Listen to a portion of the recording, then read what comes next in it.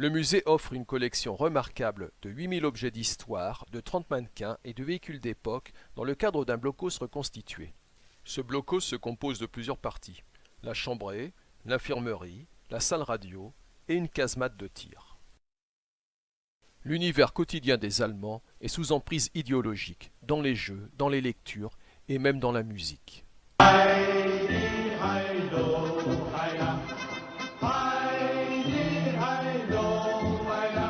Les faïenceries Henriot de Quimper ont dû travailler pour l'occupant. Le musée expose plusieurs dizaines de faïences souvenirs pour les soldats qui étaient en garnison.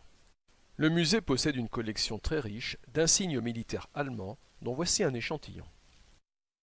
Le musée expose une collection de plusieurs dizaines de poignards et d'épées d'apparat, témoignant du prestige de l'armée dans la société nazie.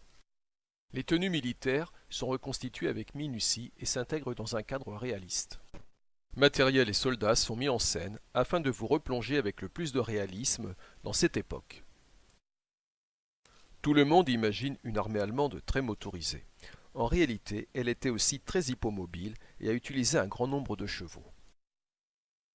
Objet du quotidien, l'atelier portatif du cordonnier militaire allemand. Le musée compte aussi un grand nombre d'affiches de propagande française du régime de Vichy. Vous pourrez découvrir tout un espace consacré aux soldats français de 1939-40 et aux prisonniers de guerre français. Les forces françaises libres sont aussi présentes à travers le Tabor et le soldat de la 2e DB. Toute une partie est consacrée au soldat américain, le Libérateur, avec ce tankiste par exemple. La France, c'est aussi la résistance armée grâce au parachutage des Alliés. Malheureusement, ce fut aussi la déportation pour 80 000 résistants, hommes et femmes.